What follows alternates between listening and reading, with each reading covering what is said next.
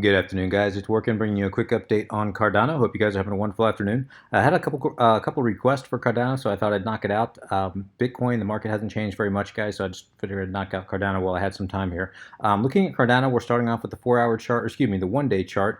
This is the Cardano to Bitcoin pairing on Bittrex, and looking at the bigger picture, guys, we can see that Cardano finally broke out back in December of this larger descending wedge here. It was a bullish sign that we did see a nice bullish breakout here, and then we saw this consolidation sideways where it hung on to actually most of the gains that it ended up making. We also can see, if we look back here, guys, and we kind of zoom in, this zone here that I have blocked off between about 12,020 and, or excuse me, 1220 and 900 Satoshi, somewhere thereabouts, 930 to 1220 Satoshi. This was a very relevant zone all the way back going into last year. We can see they had this little order block here on the daily. We could see that it acted as a very strong resistance here. Finally, it broke up, came down, acted as a very strong support. We fast forward all the way to today. Pardon me, guys. We can see that when price finally broke up, that at the top of that zone, right about 12,000 or 1,210 Satoshi is where it's consolidating on, right on the top of that zone. So we can see that's still a very relevant zone. If we zoom in here, we can see right here when price did end up breaking up, it came into this order block here between about 1,300 and 1,370 Satoshi. That's where it found resistance, and that is where it still finds resistance. So we're getting sandwiched between these two, between support and resistance, and price is getting squeezed tighter and tighter, creating some lower highs, higher lows, getting squeezed tighter and tighter within a wedge pattern. Of course, in any wedge, as you guys know, as it gets squeezed tighter and tighter, as we approach the apex of any wedge, guys, we expect a larger move. We expect a breakout. Now, this was a rather bullish sign that we had this nice textbook breakout of this falling wedge here. You don't always get that. The fact that we did get that, guys, as I said, is a rather bullish sign. It suggests we may, Cardano may, I want to emphasize that, may have seen bottom. I do say may, because of course Bitcoin could ruin this in a heartbeat. If Bitcoin falls, Cardano, like all other altcoins, are going to fall as well. If Bitcoin rises, Cardano will rise. If Bitcoin moves sideways, I do believe Cardano may turn bullish here and could rise on its own. It is looking, like I said, guys, it is looking rather bullish in my opinion. So price ended up breaking out of this wedge, came up, found resistance, came back down, had almost a perfect hit with this wick right here, right off the 618 fib. Very technical. You can't ask for a better hit than that. Came back up, started consolidating within this wedge, came back down, perfect hit up to 50, back up, and now it's just consolidating almost right on top, at least the body, right on top of the 382 fib level here. Consolidating between the 382 and the 236 for the most part, wicking above and below each one. Let me get rid of this here. I wouldn't be surprised to see Cardano come back down, test the bottom of this wedge here.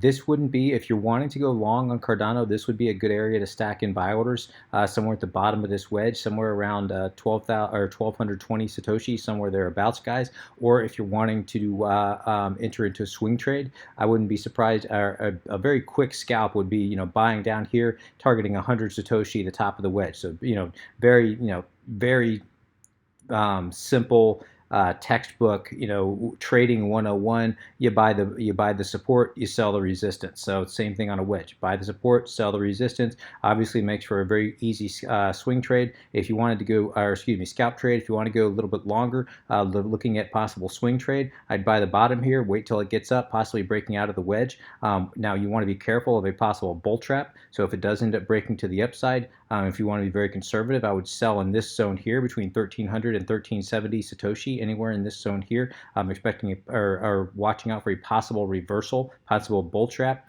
If you want to be a little less conservative and you want to target a little more profit, I'd sell up in here. We've got a decent supply zone between 1,440 and 1,500 Satoshi. This is a very relevant zone up here, guys. I would expect there to be a lot of sell orders sitting in here, and possibly to find some resistance in this zone. So if I did buy down here, I would target, if I want to have a little more profit, this is the area that I would target, but I would also sell up in here as well, guys, unless you're going long.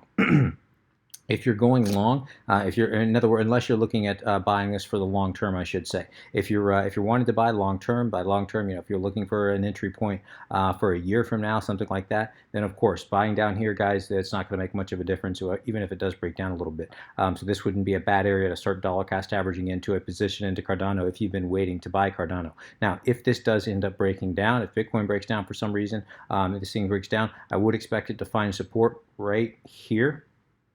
All right, in this order block here, this is the area that I expect it to break down to between about 1077 to 1077 Satoshi down to about 1015 Satoshi. Somewhere in here is where I would expect it to find support, guys, and I do believe that would be the bottom if it did break down, possibly breaking back up from there. To the upside, as I said, guys, very conservative target by the bottom of this wedge. Target anywhere in here between 1300 to 1370. A little less conservative would be, especially if it breaks up out of this wedge, targeting between 1440 and 1500. And as it gets closer to the apex of this wedge, guys, the more likely a breakout becomes. So if it continues to consolidate as it has been here for the next few days, as it reaches this apex somewhere starting around the 15th of October, somewhere thereabouts, guys, that's if it does maintain this pattern, that's where we can expect a very impulsive move if it does get there. Now let's go over here and check our moving averages and Bollinger Bands. We're looking at the daily chart here. We can see the Bollinger Bands are bottlenecking almost at an unprecedented rate for Cardano. In fact, if I look back here and I look all throughout, I don't think it has, yeah, I've never seen the Bollinger Bands constrict like that. Yeah, going even all the way back to last year. It is, I mean, this is everything you look for in a possible larger move. This is what you'd see. Now, this doesn't necessarily mean a break up. This could be a breakdown, but this just indicates a larger move. Price is getting squeezed tighter and tighter. Bollinger Bands are getting squeezed tighter and tighter. That range is getting narrower and narrower. We're seeing the 821 and 55-day EMA all converge. 50-day moving average is also converging. That all suggests a larger move to come. Now, if we look at price and we zoom in here, we can see it broke above the 50-day moving average, and it's finding support right on top of the 50-day moving average for now. If it can stay above the 50-day moving average, or at the very least above the 21-day exponential moving average, this yellow line here, if it can stay above either of those, especially above the 50, but at least above the 21-day EMA, that's going to be a rather bullish sign. If it does break below the 21-day EMA, I'm going to start to get rather bearish, and then at that point, watch out below. At that point, we might be looking at that area down here that I discussed earlier. But all signs right now, guys, are the chart looks rather bullish in my opinion. It does look like it may have bottomed out, broke out of this wedge. Does look like it's consolidating and looking for a larger move up. And if Bitcoin doesn't break down, I do think Cardano is going to break up. Again, that's a big if, though. Always remember, guys, that this thing is tied to Bitcoin. So if you do end up taking this trade, I would have my stop loss right here. You can see, I don't know if you can see this wick down here, but there's a little wick, and I'm kind of disregarding it because it happened so quickly, which is why I'm kind of disregarding it in regard to this larger wedge pattern here. But there is a little wick that sits right down in here at about 11,000, or excuse me, at about 1,160 Satoshi. This is where I'd set my stop loss, maybe just below this wick. This is where I'd put my stop loss if you are looking at entering a buy position here. That's where I'd have my stop loss. So anyway, guys, I'm going to go ahead and wrap it there. If you have any comments, questions, suggestions, please let me know in the comment section below. As always, I would appreciate an upvote if you have enjoyed this content. Until next time, guys, please trade safe. Take care of yourself. This is Working, signing out.